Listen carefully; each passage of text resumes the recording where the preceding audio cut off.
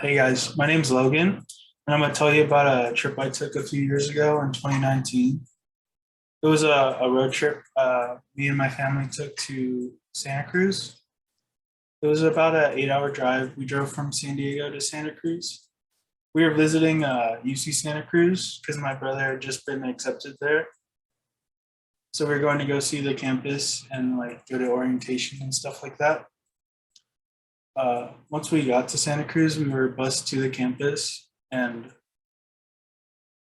we uh, we met with like students and they took us on a tour. The campus itself was really nice. It's like really separated from everything else, and it's really green and it was a really nice place. I really enjoyed it actually. That was all we did the first day, and the next day we drove down to Monterey. And Monterey is just like it's a little beach town. It's really nice too. The whole place up there in Santa Cruz is really nice, but Monterey, we just went to a bunch of little shops, and then we went to the Monterey Bay Aquarium, which I really liked. I like aquariums a lot, and it was a pretty nice one. My favorite thing I saw there it was a open ocean exhibit, which is like it was just this gigantic tank with all sorts of open ocean creatures, obviously, so like sea turtles and giant sunfish and stuff like that. After we finished up at Monterey, we took Route One back, and Route One it's the Pacific Coast Highway. It's this like really long highway that goes from like the top of San Francisco to LA, and it's like this really windy like cliffside road, and it just overlooks the Pacific Ocean the whole way. It was really pretty. It was a really beautiful place, and then we took a couple of stops on our way back on Route One. The first one being Hearst Castle, which is this gigantic castle that publicists in the early 1900s built. It's just it's a full size castle in NorCal, and it was very nice. It was weird. It was kind of a weird place actually. After that, we took another stop. It was at this place called Elephant Seal Beach, which is just like this ridge where you can park your cars and walk down. And on the beach, there's just hundreds of elephant seals, and they're all. It was pretty cool. They're pretty cute. Uh, After that, that was kind of the last stop we took. It was a pretty quick. It was a pretty quick road trip, but we don't take a lot of trips, so it was fun. I enjoyed it a lot. It was important for me because I'm planning on applying to UC Santa Cruz now because I really liked it up there. So hopefully I can go there. That's all. Thanks, guys. Thank you. Pretty good. Thanks. I forgot to mention before we recorded that somebody had to do a timer, so that's my mistake. But as far as your speech, I think you really did really good. The only thing I could notice is I couldn't tell if you were standing or sitting, and I wrote on like the rubric that like you could get docked down for like not standing. So just for future speeches, just keep that in mind because I know a lot of other students took that as well.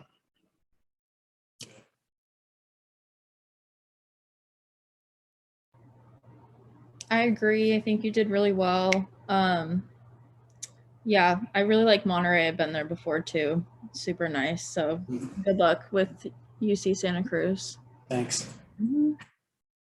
Yeah, I found your story to be very interesting in Santa Cruz on a little road trip, and I liked how you paced yourself while talking. And yeah. Thank you. I like your story, and hopefully you get in Santa Cruz. Good luck. Thank you.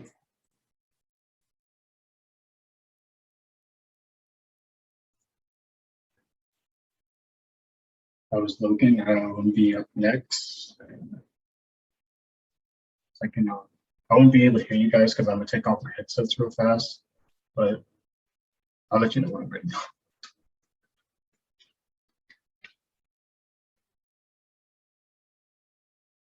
Okay.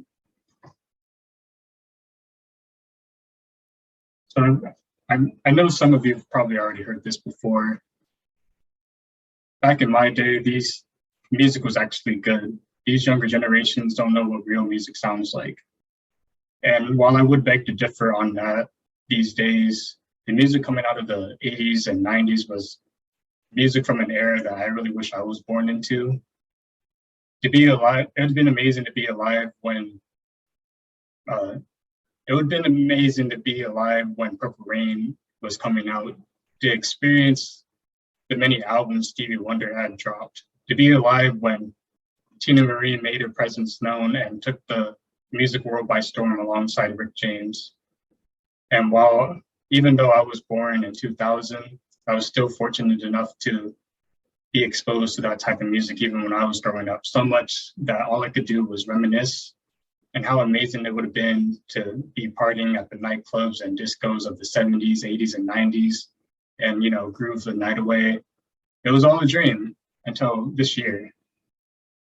My story, mind you, is years in the making. Growing up, listening to Magic 92.5 with old school jams of R&B, funk, soul, and any type of artists that helped define the 80s and 90s era of music. But it really started when I found out about the King of Pop and the type of music that he made, which really put a swagger in my step.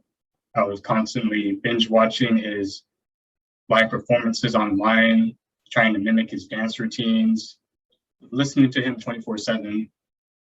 I would also be constantly listening to funk and soul throughout majority of my early school days.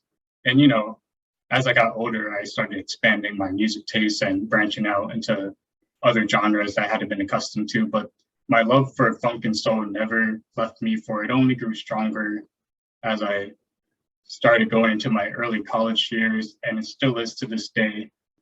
So as I turned 21, I felt that I was finally ready to make my debut onto the dance floor. However, it wasn't so apparent once with the pandemic going on and everything, and as everybody would, I was taking precautions.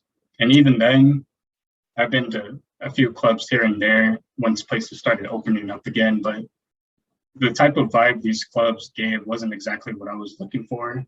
So I made it my mission to find a time where a club had a night dedicated to the era of music that I really enjoyed. And as of March this year, everything started falling into place when I was trying to figure out how to celebrate my 22nd birthday. I found out online there was a 80s, 90s, and 2000s night at a bar in South Park. I asked my friends about it, made plans, and after that, everything was set. We got all dressed up, went out on the town, had a few drinks, we had a good time, and by the end of the night, it was everything that I could have asked for and more. I was truly in my element. I had no shame of getting down. I had so many memories. I was popping off when some of my favorite jams would be coming on, like, Michael Sambello's Maniac, Queen's Don't Stop Me Now, Sweet Dreams, all those types of songs and music I absolutely loved. So the night was truly a memorable night. And as Shalimar once said, gonna make this a night to remember. That night under the disco ball was definitely a night that I will remember forever. Thank you.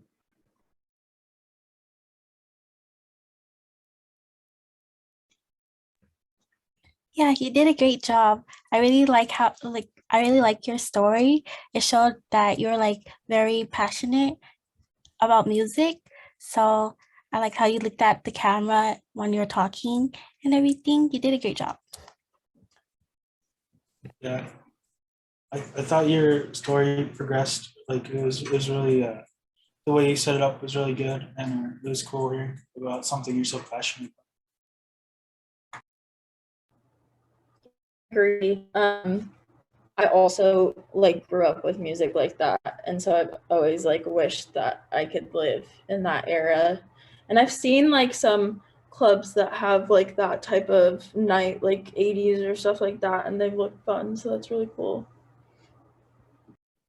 He did a great job. I love music and I like all kind of music, and I listen to all the music a lot also. I feel like they worked on their music more than now, so good luck in your career. Next we have Alexa. Okay, sorry about, I'm literally just like standing, but it looks like I'm like diagonal. So sorry if that gives any of you guys like vertigo or anything. That wasn't my intention. Okay,